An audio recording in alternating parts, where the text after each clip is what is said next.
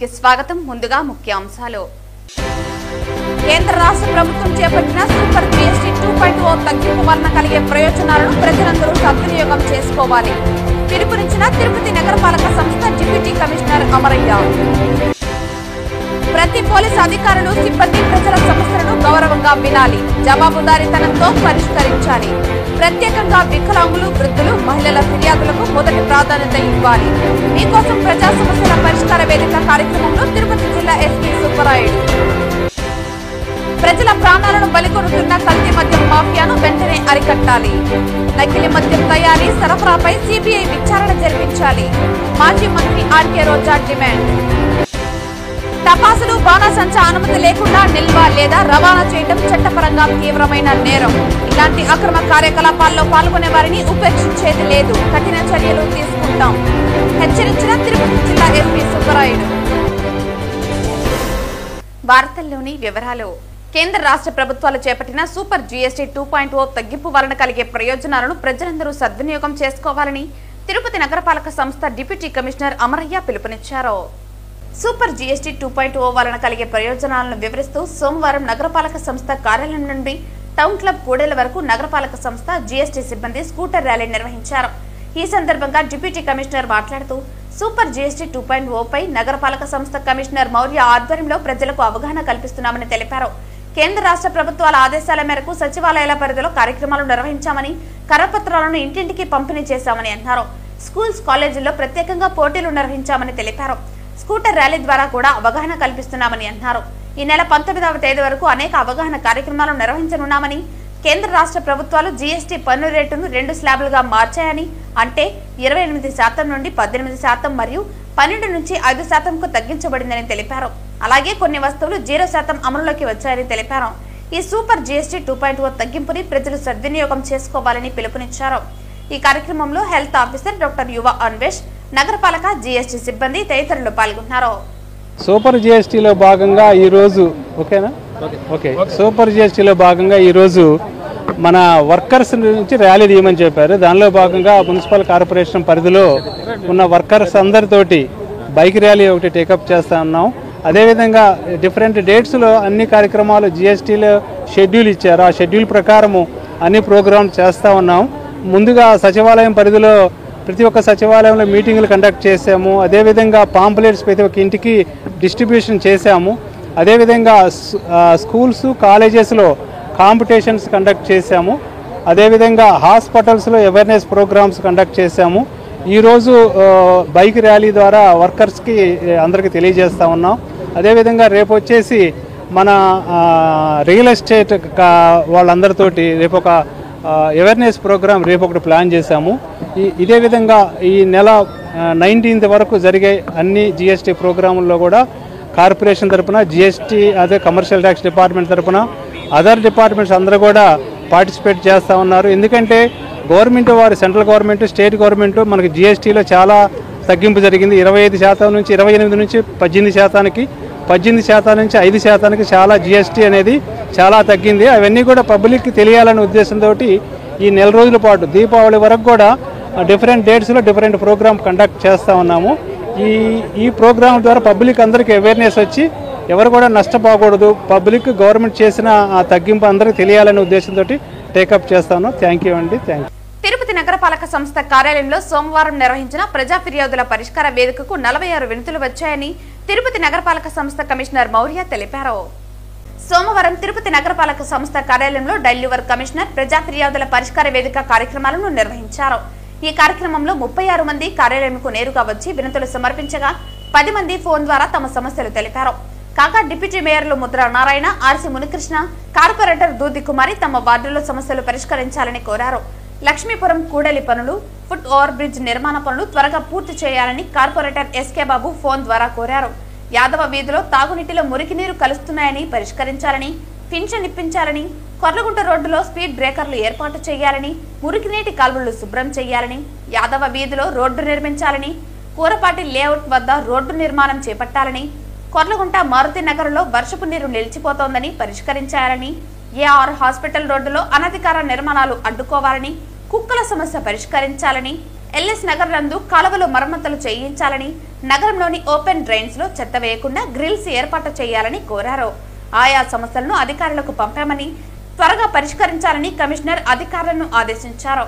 ఈ కార్యక్రమంలో deputy commissioner Amaraiah, superintendent engineer Shyam Sundar, municipal ఇంజనీర్లు Tulasi Kumar, Gomathi, health officer doctor Yuva Anvesh తదితరులు పాల్గొన్నారు. కల్తీ మద్యంపై మాజీ మంత్రి ఆర్కే రోజా ఆధ్వర్యంలో నగిరిలో వైఎస్ఆర్ కాంగ్రెస్ పార్టీ నాయకులు, కార్యకర్తలు భారీ నిరసన ర్యాలీ నిర్వహించారు. మాజీ మంత్రి ఆర్కే రోజా నివాసం నుంచి నగిరి ప్రొహిబిషన్ అండ్ ఎక్సైజ్ కార్యాలయం వరకు సాగిన ఈ ర్యాలీలో పెద్ద ఎత్తున మహిళలు, నాయకులు, కార్యకర్తలు పాల్గొన్నారు. ఈ సందర్భంగా ఆర్కే రోజా మాట్లాడుతూ ప్రజల ప్రాణాలను బలికొడుతున్న ఈ కల్తీ మద్యం మాఫియాలను వెంటనే అరికట్టాలన్నారు. నకిలీ మద్యం తయారీ, సరఫరాపై సిబిఐ విచారణ జరిపించాలన్నారు. ఈ మద్యం కూటమి ప్రభుత్వం సంరక్షణలో పుట్టిందని, పెరిగిందని, మహిళల కన్నీళ్లు తొడవడం బదులు ప్రజల ప్రాణాలను ప్రమాదంలోకి నెట్టేస్తున్నారని తీవ్ర ఆవేదన వ్యక్తం చేశారు. ఈ సందర్భంగా రోజా నగిరి ఎక్సైజ్ సిఐకు వినతి పత్రం అందజేసి నిర్దోష ప్రజలు బలైపోకుండా తక్షణ చర్యలు తీసుకోవాలని డిమాండ్ చేశారు. జగనన్న ప్రభుత్వంలో మద్యాన్ని దశల వారీగా నిషేధిస్తూ మహిళల ఆకాంక్షలను తగిన విధంగా సామాజిక మార్పు తీసుకురావటమే లక్ష్యంగా పెట్టుకున్నామని, కానీ ఇప్పటి కూటమి ప్రభుత్వం ప్రజల ప్రాణాలను పణంగా పెట్టి నకిలీ మద్యం సరఫరా చేస్తోందని, ఇది ప్రజాస్వామ్యానికి నల్లమచ్చ అని రోజా మండిపడ్డారు. ఈ కార్యక్రమంలో నగిరి నియోజకవర్గానికి చెందిన జిల్లా నాయకులు, స్టేట్ నాయకులు, మండల నాయకులు, మహిళా నాయకులు, స్థానిక కార్యకర్తలు పెద్ద ఎత్తున పాల్గొని నిరసన ర్యాలీని విజయవంతం చేశారు. ఈ రోజు రాష్ట్ర వ్యాప్తంగా కల్తీ మద్యం మీద చనిపోయిన ప్రజలకి అండగా, పసుపు కుంకుమలు పోగొట్టుకున్న అక్కా చెల్లెమ్మలకి అండగా ఈరోజు వైఎస్ఆర్ కాంగ్రెస్ పార్టీ ఈ నిరసన కార్యక్రమం చేస్తుంది. భవిష్యత్తులో ఈ కల్తీ మద్యం వల్ల ఇంకెవరి ప్రాణాలు పోకూడదు, అందరినీ కాపాడుకోవాల్సిన బాధ్యత మన మీద ఉందని చెప్పి జగన్మోహన్ రెడ్డి గారి పిలుపు మేరకు ఈ రోజు మనం అందరం కూడా ఈ నిరసన కార్యక్రమంలో పాల్గొని ర్యాలీగా వెళ్లి ఎక్సైజ్ ఆఫీసర్స్ కి వాళ్ళ నియోజకవర్గాల్లో ఈ కల్తీ మద్యం గాని, బెల్ట్ షాపులు గాని లేకుండా చేయాలి. అలాగే తప్పుడు కేసులు పెట్టకుండా నిజంగా ఎవరైతే సారా కాల్స్తున్నారో, ఎవరైతే బెల్ట్ షాపులు నడిపిస్తున్నారో, ఎవరైతే కల్తీ మద్యాన్ని అమ్ముతున్నారో వాళ్ళని అరెస్ట్ చేయాలని డిమాండ్ చేస్తూ ఉన్నాం. ఎందుకు ఈ రోజు ఇంత గట్టిగా మనం ఫైట్ చేస్తున్నామంటే, మొన్ననే మొలకల చెరువులో ఇబ్రహీంపట్నంలో దాదాపుగా 20,000 లీటర్లు కల్తీ మద్యం దొరకడం జరిగింది. ఇంత పెద్ద ఎత్తున ఫ్యాక్టరీలు పెట్టి ఇంత పెద్ద ఎత్తున కల్తీ మద్యం ఈ రోజు రాష్ట్ర వ్యాప్తంగా అన్ని షాపులకు కూడా తెలుగుదేశం పార్టీ నాయకులు పంపిస్తున్నారంటే దీనికి ప్రభుత్వ అండ లేదా అని అడుగుతున్నా. చంద్రబాబు నాయుడు, లోకేష్ అండ లేకుండానే ఇంత పెద్ద మద్యం మాఫియా, లిక్కర్ స్కామ్ జరుగుతుందా అని ప్రశ్నిస్తున్నా. ఇంత పెద్ద స్కామ్ పైన విచారణ జరిపించాల్సిన బాధ్యత కూటమిలో ఉన్న కేంద్ర ప్రభుత్వం మోడీ గారి మీద ఉందని కూడా ఈ సందర్భంగా తెలియజేసుకుంటున్నా. ఎందుకంటే హిందుత్వం మీద మీ పార్టీ ఉంది, మహిళల పసుపు కుంకాలని కాపాడాల్సిన బాధ్యత మీ మీద ఉంది.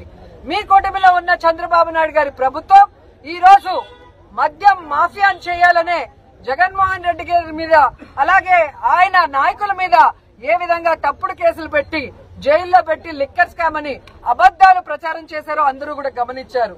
కర్మ ఎవరిని వదిలిపెట్టదు, కర్మ ఎవరినైనా కూడా ఎగిస్తంతుందనేది మరొకసారి ప్రూవ్ అయింది.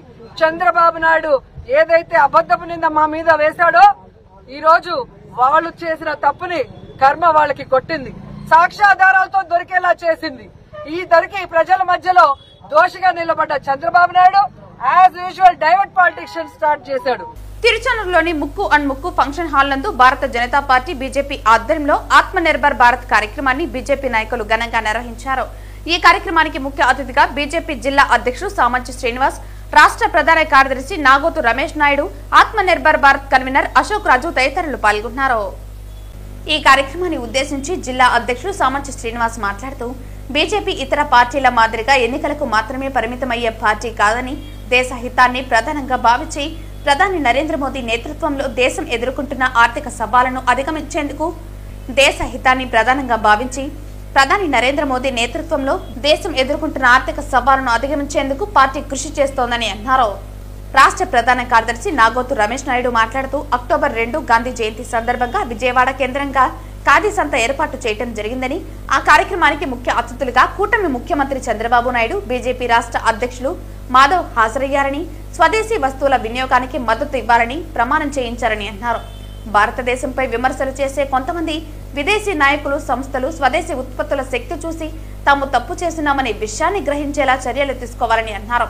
ఆత్మనిర్భర్ భారత్ కన్వీనర్ అశోక్ రాజు మాట్లాడుతూ ప్రధాని నరేంద్ర మోదీ ఇచ్చిన పిలుపు మేరకు స్వదేశీ ఉత్పత్తుల వాడకం పెంపొందించాలనే సంకల్పంతో సెప్టెంబర్ 25 నుండి డిసెంబర్ 25 వరకు 90 రోజుల పాటు దేశవ్యాప్తంగా ఆత్మనిర్భర్ భారత్ ఉద్యమాన్ని నిర్వహిస్తున్నామని బీజేపీ శ్రేణులు గ్రామ స్థాయి నుండి దేశ స్థాయి వరకు ప్రజల్లో చైతన్యం కల్పించాలని పిలుపునిచ్చారు. ఈ కార్యక్రమంలో తిరుచానూరు బీజేపీ అధ్యక్షులు ఇంద్రసేనారెడ్డి, నాయకులు వెంకటేష్, విజయ్ కుమార్, ప్రసాద్, అశోక్ కుమార్ తదితరులు పాల్గొన్నారు. బాధ్యతాయుతమైన దేశ హితం కోరేటువంటి ఒక రాజకీయ క్షేత్రం. భారతీయ జనతా పార్టీ ఇతర పార్టీల వలె కేవలం సమావేశాలకు లేక ర్యాలీలకు ఎన్నికలకు పరిమితమయ్యేటువంటి పార్టీ కాదు.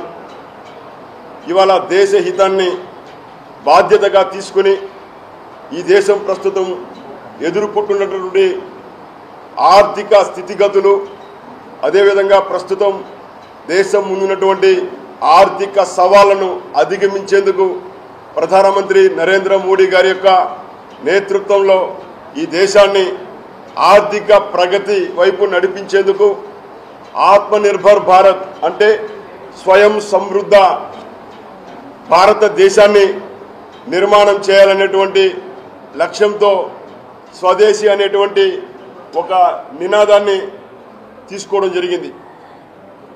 మిత్రులారా, స్వదేశీ అనేది నినాదం మాత్రమే కాదు, మన అందరి భారతీయుల యొక్క జీవన విధానం కావాలనేటువంటి సంకల్పంతో ఇవాళ మన దేశాన్ని ఆర్థికంగా పరిపుష్టి చేసేందుకు ఇప్పటికే 5వ అతిపెద్ద ఆర్థిక వ్యవస్థగా మోడీ గారి యొక్క నేతృత్వంలో దేశం అవతరించడం జరిగింది.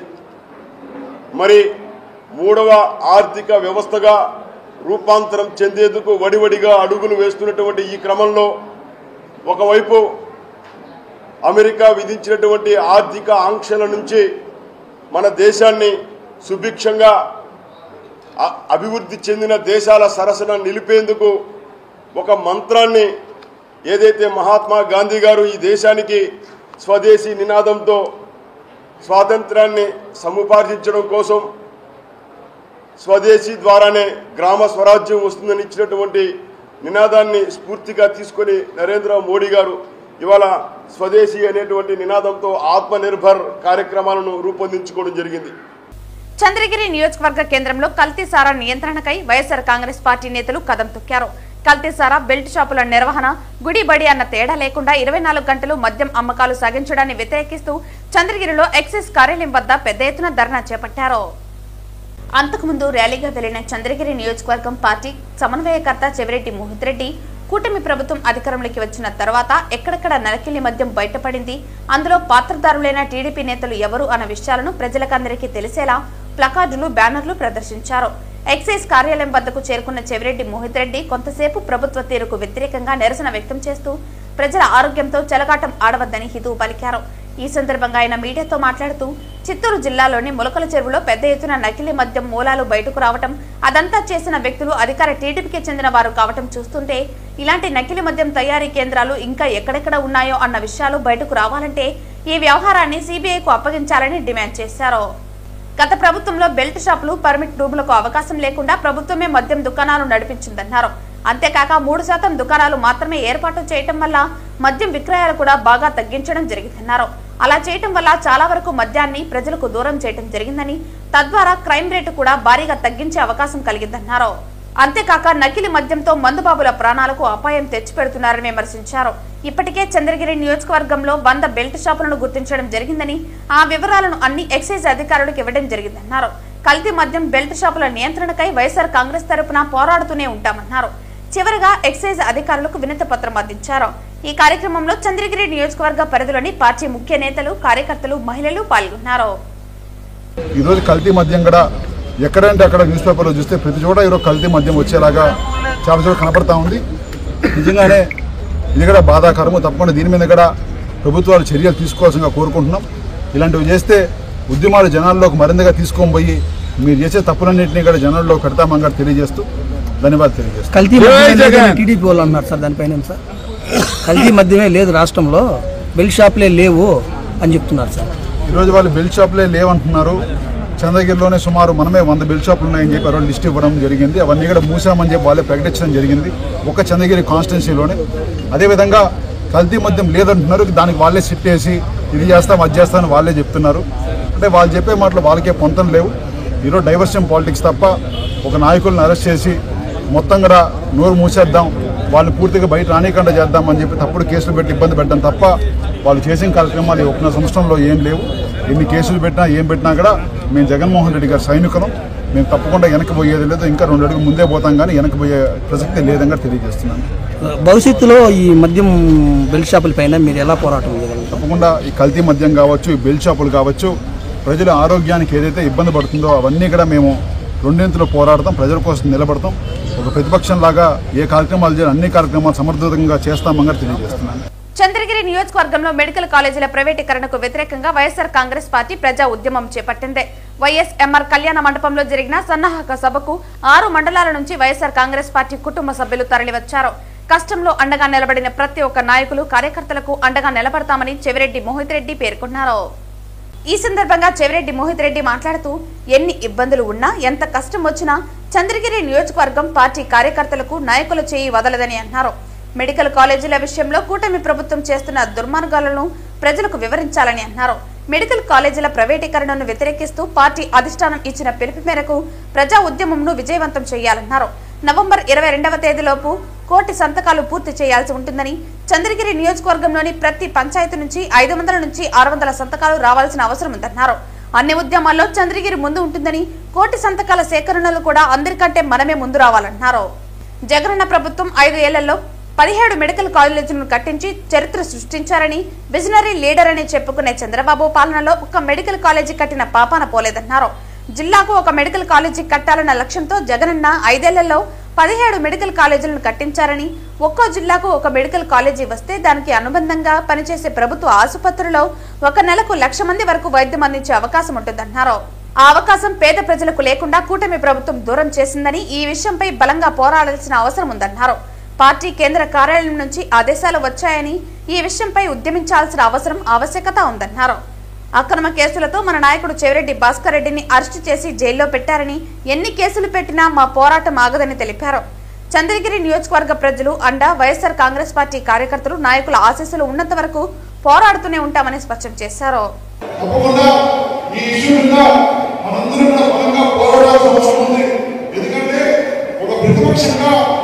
జగన్మోహన్ రెడ్డి గారు ప్రతిపక్ష నాయకులుగా ఇది అన్యాయం దుర్మార్గం అని చెప్పి ఒక బలమైన నినాదంతో జనాల్లోకి తీసుకోవాలని చెప్పి మనందరికీ ఆదేశం ఇవ్వడం జరిగింది. ఆ ఆదేశాన్ని మనందరం పాటించి బలంగా తప్పకుండా ఈ ఇష్యూ జనాల్లోకి తీసుకుపోయి ఈ కార్యక్రమాన్ని ఎలాగైనా ఆపే కార్యక్రమం చేసి మళ్ళీ గవర్నమెంట్ మెడికల్ కాలేజ్ వచ్చేలాగా కష్టపడదామని చెప్పి, ఎందుకంటే భవిష్యత్ తరాల కోసం మనం చేసే కార్యక్రమం ఇది.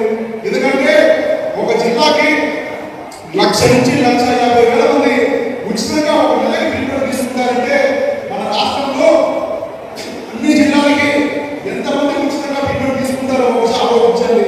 ఇలాంటి ఒక కార్యక్రమం మనం ఉద్యమించాల్సిన అవసరం ఉంది కాబట్టి అందరూ కూడా దీని మీద తప్పకుండా స్పందించాల్సిందిగా ప్రతి ఒక్కరిని విజ్ఞప్తి చేస్తున్నాను.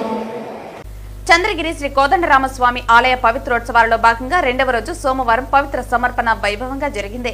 ఇందులో భాగంగా ఉదయం 6 గంటలకు స్వామివారిని సుప్రభాతంతో మేల్కొల్పి కొలువు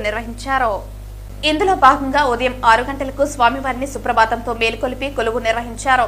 అనంతరం సీతా లక్ష్మణ సమేత శ్రీరాముల వారి ఉత్సవాలను యాగశాలకు వేంచేపు చేశారు. అక్కడ ద్వారపూజ, కుంభారాధన, హోమం, లఘు పూర్ణాహుతి నిర్వహించారు. ఉదయం 9 గంటల నుండి యాగశాలలో పవిత్ర మాలాలకు ఉపచారాలు నిర్వహించి ప్రదక్షిణగా సన్నిధికి వేంచేపు చేశారు. అనంతరం మూలవర్లకు ఉత్సవాలకు 12 మంది ఆల్వార్లు, శ్రీ భక్త ఆంజనేయ స్వామివారు, శ్రీ విశ్వక్సేనుల వారికి, శ్రీ గరుడాల్వార్కు యాగశాలలోని హోమగుండాలకు, బలిపీఠానికి, ధ్వజస్తంభానికి, విమాన గోపురానికి పవిత్రాలు సమర్పించారు. సాయంత్రం 6 గంటల నుండి ఆలయంలోని యాగశాలలో వైదిక కార్యక్రమాలు జరిగాయి. ఈ కార్యక్రమంలో ఆలయ సూపరింటెండెంట్ జ్ఞానప్రకాష్, టెంపుల్ ఇన్స్పెక్టర్ మునిహరిబాబు, మరియు ఆలయ అర్చకులు, ఇతర అధికారులు, సిబ్బంది, భక్తులు పాల్గొన్నారు. ఈ రోజు చిత్తూరు జిల్లాలో ప్రభుత్వ హాస్పిటల్లో పనిచేసే శానిటేషన్ కార్మికులకు పెండింగ్ లో ఉన్న 3 నెలల జీతాలు చెల్లించాలని, కొన్ని హాస్పిటల్స్ లో వయోపరిమితి 50 సంవత్సరాలు వచ్చిన కార్మికులను పని నుంచి తొలగించడాన్ని వ్యతిరేకిస్తూ Andhra Pradesh medical contract and workers union AITUC అనుబంధం రాష్ట్ర సమితి పిలుపు మేరకు చిత్తూరు కలెక్టరేట్ కార్యాలయం వద్ద ఆ యూనియన్ జిల్లా నాయకులు భారతి అధ్యక్షతన ధర్నా నిర్వహించడం జరిగింది. ఈ కార్యక్రమానికి ముఖ్య అతిథులుగా పాల్గొన్న ఏఐటీయూసీ జిల్లా కార్యదర్శి, ఏపీ మెడికల్ ఎంప్లాయీస్ యూనియన్ రాష్ట్ర ఉపాధ్యక్షులు దాసరి చంద్ర, గౌరవ అధ్యక్షుడు నాగరాజు పాల్గొని మాట్లాడుతూ ప్రభుత్వ హాస్పిటల్లో పనిచేసే కార్మికులకు పెండింగ్ లో 3 నెలల జీతాలు ఉన్నాయని, జీతాలకు సంబంధించిన వైద్య అధికారులు స్పందించడం లేదని, అనేక సార్లు అధికారుల దృష్టికి తీసుకువెళ్లినా నిర్లక్ష్యంగా ఉన్నారని, 3 నెలల వేతనాలు వేయకపోతే వారు ఏమి తిని బతకాలని వాపోయారు. ఇప్పటికైనా పెండింగ్ లో ఉన్న వేతనాలు ఇవ్వాలని డిమాండ్ చేశారు. సంవత్సరానికి 2 జతల యూనిఫామ్ ఇవ్వాల్సి ఉన్నా ఇంతవరకు ఇవ్వలేదని, పీఎఫ్, ఈఎస్ఐ సక్రమంగా అమలు కావటం లేదని, కార్మికులకు ప్రభుత్వం ఇచ్చిన జీవో ప్రకారం వేతనాలు చెల్లించాలని, ఉద్యోగ భద్రత కల్పించాలని డిమాండ్ చేశారు. ఈ కార్యక్రమంలో ఏఐటీయూసీ జిల్లా ప్రధాన కార్యదర్శి కోదండయ్య, ఏఐటీయూసీ జిల్లా గౌరవ అధ్యక్షులు Nagaraju, AP medical employees union రాష్ట్ర ఉపాధ్యక్షులు దాసరి చంద్ర, ఏఐటీయూసీ జిల్లా నాయకులు రఘు, రమాదేవి, జయకుమారి, లత, శానిటేషన్ వర్కర్స్ జిల్లా నాయకులు కుమార్, రాజేష్, భారతి, నాగోమి, సుజాత, శాంతి, రాజేశ్వరి తదితరులు పాల్గొన్నారు. ఈరోజు రాష్ట్ర వ్యాప్తంగా AP medical contract workers union ఆధ్వర్యంలో ప్రతి జిల్లా జిల్లా కలెక్టర్ కార్యాలయాల ముందర ఏఐటీసీ ఆధ్వర్యంలో ధర్నా కార్యక్రమం జరుగుతూ ఉంది. రాష్ట్ర వ్యాప్తంగా ఉన్నటువంటి 26 జిల్లాల యందు ప్రభుత్వ ఆసుపత్రుల్లో పనిచేస్తున్నటువంటి శానిటేషన్ సిబ్బందికి, సెక్యూరిటీ సిబ్బందికి, పెస్ట్ కంట్రోల్ సిబ్బందికి జీవోల ప్రకారం జీతాలు ఇవ్వకుండా వాళ్ళ శ్రమ దోపిడీని దోచుకుంటున్నారు. గత ప్రభుత్వంలోనే జీవో నెంబర్ 549 ప్రకారం 16,000 ఇస్తామని చెప్పి 2019లోనే గత ప్రభుత్వం జీవో ఇచ్చింది. అయినా ఆ జీవో ఎక్కడ ఏ హాస్పిటల్లో కానీ నోచుకున్న పాపన్న పోలేదు. చాలని జీతాలతో కార్మికుల సిబ్బంది ఎలా పని చేయాలి, వాళ్ళు ఎలా బ్రతకాలనేసి కూడా ఏఐటీసీగా మేము డిమాండ్ చేస్తున్నాం. కృష్ణా వెల్ఫేర్ సొసైటీ కాంట్రాక్టర్ ఈ రాయలసీమ పూర్తిగా కూడా అన్ని హాస్పిటల్స్ అతని ఆధ్వర్యంలోనే నిర్వహించడం జరుగుతూ ఉంది. 549 జీవో ప్రకారం 16,000 వేతనాలు ఇవ్వాలంటే ఇప్పటి వరకు కూడా కనీసం 12,000 పైన ఇంతవరకు జీతాలు ఇవ్వడం లేదు. ఇచ్చే జీతాలు కూడా ప్రతి నెల సక్రమంగా జీతాలు అకౌంట్లో పడడం లేదు. ఈరోజు యూనిఫామ్ ఇచ్చి 7 ఏళ్ళు అవుతుంది. ఆ కాంట్రాక్టర్ వచ్చి యూనిఫామ్ ప్రతి సంవత్సరానికి 2 జతలు యూనిఫామ్ ఇవ్వాల్సి ఉంటే ఇంతవరకు యూనిఫామ్ సక్రమంగా అమలు చేయడం లేదు. అదేవిధంగా ఈఎస్ఐ, పిఎఫ్ చెల్లిస్తూ ఉన్నారు. కానీ ఎంత చెల్లిస్తున్నారు ఏమనేది పూర్తి స్థాయిలో లేదు. 100 బెడ్ల హాస్పిటల్కి 25 మంది కార్మికులు ఉంటే 18 మంది 19 మంది కార్మికులతో ఈరోజు పని భారాన్ని పెంచుతూ పనిచేసుకోవడం జరుగుతూ ఉంది. మేము ఏఐటీసీగా అనేక సందర్భాల్లో డిమాండ్ చేస్తూ ఉన్నాం. 16,000 జీతాన్ని ఇంప్లిమెంట్ చేస్తే 18,850 రూపాయలు ప్రతి నెల వాళ్ళ అకౌంట్లో పడాలి. పిఎఫ్, ఈఎస్ఐ పోను. కానీ 11,880 రూపాయలు మాత్రమే వాళ్ళ అకౌంట్లో జమ చేస్తూ ఉన్నారు. కాబట్టి వెంటనే 16,000 జీతం ఇంప్లిమెంట్ చేయాలి. అదేవిధంగా పెండింగ్లో ఉన్నటువంటి పిఎఫ్, ఈఎస్ఐ క్లెయిమ్లు కూడా చేసి వాళ్ళ అకౌంట్లో పడే విధంగా చేయాలని, ఈఎస్ఐ కార్డులు పూర్తి స్థాయిలో అమలు చేయడం లేదు. ఈఎస్ఐ కార్డులు వెంటనే అమలు చేయాలని ఈ సందర్భంగా డిమాండ్ చేస్తున్నాం. తిరుపతి జిల్లా ఎస్పీ సుబ్బరాయుడు ఆధ్వర్యంలో ఈ రోజు తిరుపతి జిల్లా పోలీస్ కార్యాలయంలో ప్రజా సమస్యల పరిష్కార వేదిక కార్యక్రమం జరిగింది. ఈ పీజీఆర్ఎస్ కార్యక్రమంలో 175 ఫిర్యాదులు అందాయి. ఈ సందర్భంగా జిల్లా నలుమూల నుండి వచ్చిన ప్రజల ఫిర్యాదులను ఎస్పీ స్వయంగా స్వీకరించి వారి సమస్యలను ఆత్మీయంగా అడిగి తెలుసుకున్నారు. ప్రతి అంశాన్ని సమగ్రంగా పరిశీలించి సంబంధిత అధికారులకు వెంటనే దిశానిర్దేశాలు జారీ చేశారు. ఈ సందర్భంగా ఎస్పీ మాట్లాడుతూ ప్రతి పోలీసు అధికారులు, సిబ్బంది ప్రజల సమస్యలను గౌరవంగా వినాలని, జవాబుదారీతనంతో పరిష్కరించాలని, ప్రత్యేకంగా వికలాంగులు, వృద్ధులు, మహిళల ఫిర్యాదులకు మొదటి ప్రాధాన్యత ఇవ్వాలని అన్నారు. అలాగే జిల్లా కార్యాలయానికి రాలేని ప్రజలు తమ స్థానిక పోలీస్ స్టేషన్, సర్కిల్ లేదా సబ్ డివిజన్ కార్యాలయంలో ఫిర్యాదు చేయవచ్చునని తెలిపారు. ఆ ఫిర్యాదులు కూడా మీకోసం ప్రజా సమస్యల పరిష్కార వేదికలో భాగంగానే పరిగణించి సత్వర న్యాయం జరిగేలా చర్యలు తీసుకుంటామని తెలిపారు. ఫిర్యాదులపై అధికారులు స్పందించి తప్పనిసరిగా చర్యలు తీసుకోవాలని స్పష్టం చేశారు. ఈ రోజు వచ్చిన అన్ని ఫిర్యాదులను సంబంధిత అధికారులకు అప్పగించి సకాలంలో పరిష్కారం చూపాలని ఎస్పీ ఆదేశించారు. ఈ కార్యక్రమంలో అదనపు ఎస్పీ రవి మనోహరాచారి, మహిళా పోలీస్ స్టేషన్ డీఎస్పీ శ్రీమతి లత, సిఐలు పాల్గొన్నారు.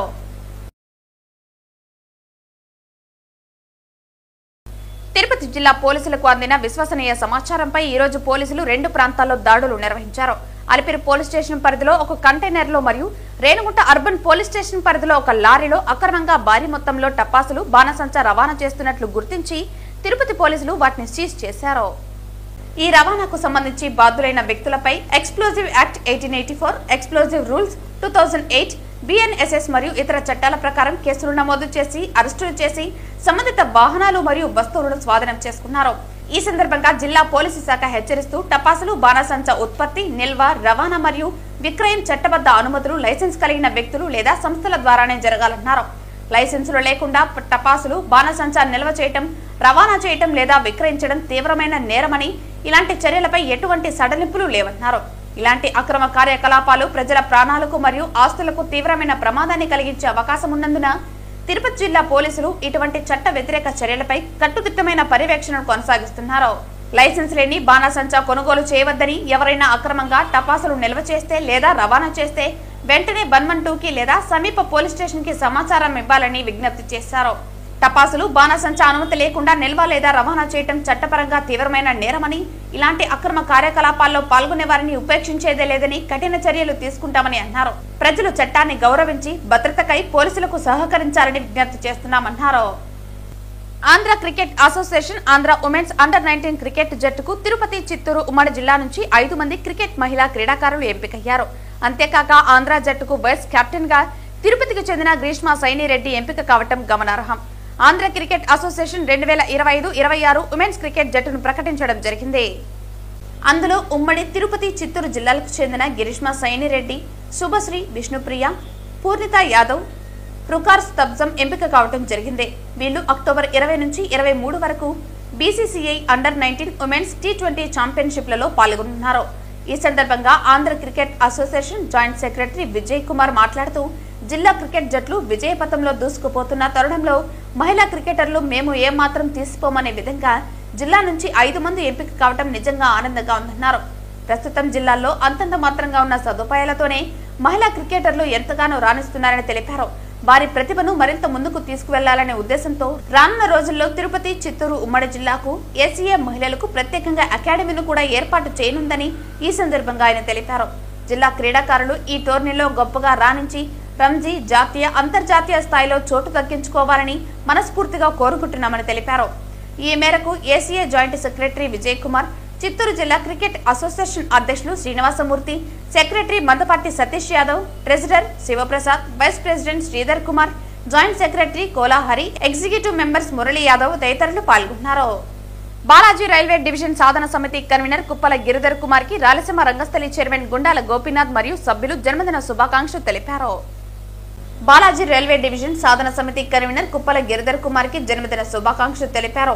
శ్రీ వెంకటేశ్వర స్వామి దివ్య ఆశీస్సులతో మరెన్నో జన్మదినాలు సంపూర్ణ ఆరోగ్యంతో జరుపుకోవాలని రాయలసీమ రంగస్థలి చైర్మన్ గుండాల గోపీనాథ్ రెడ్డి, సభ్యులు తొండమనాటి సుబ్రహ్మణ్యం రెడ్డి, పురోహితులు సురేష్ స్వామి, శ్రీకాళహస్తి దేవస్థాన మాజీ పాలక మండలి సభ్యులు మహిధర్ రెడ్డి, అనిల్, రాజశేఖర్, బ్రహ్మానందం తదితరులు ఆకాంక్షించారు.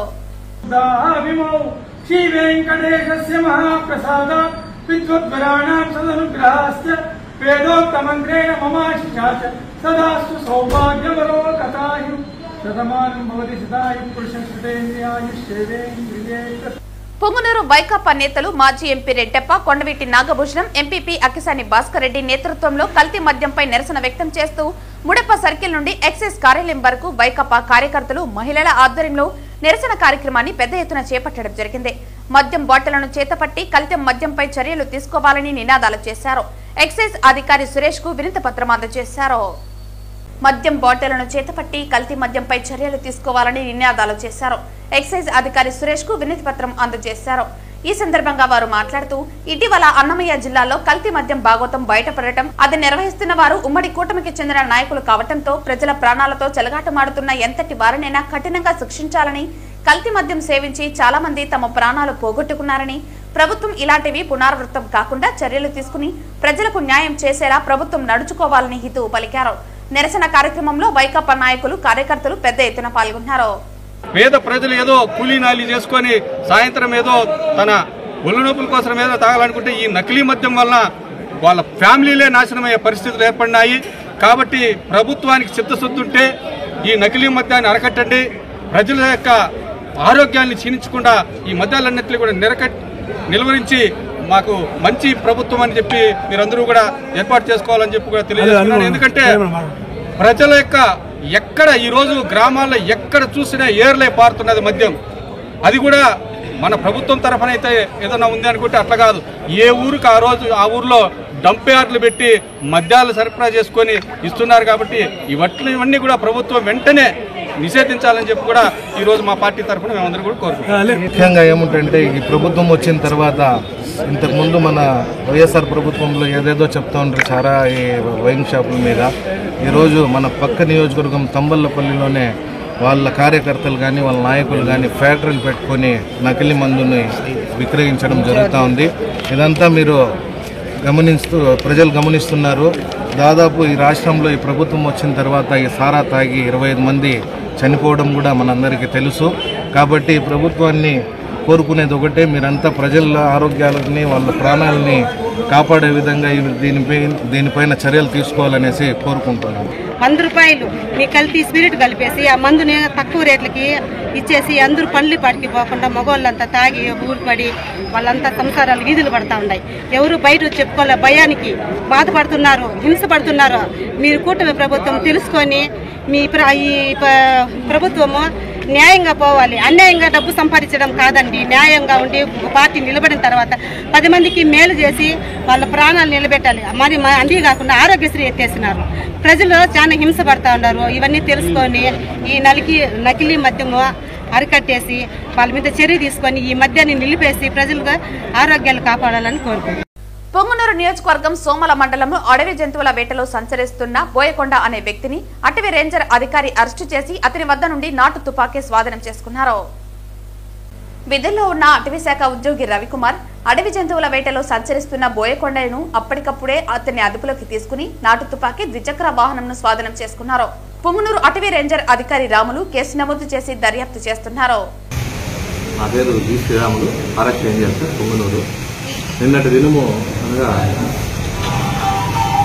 12/10/2025 సాయంత్రం 6 గంటల సమయంలో చారాల సెక్షన్ రాయలపేట వీటు అన్నమ్మగారిపల్లి అడవిలో రెగ్యులర్ విధుల నిర్వహణలో భాగంగా ఫారెస్ట్ బీట్ ఆఫీసర్ మరియు సెక్షన్ ఆఫీసర్ వారు విధుల్లో ఉండగా రిజర్వ్ అడవిలో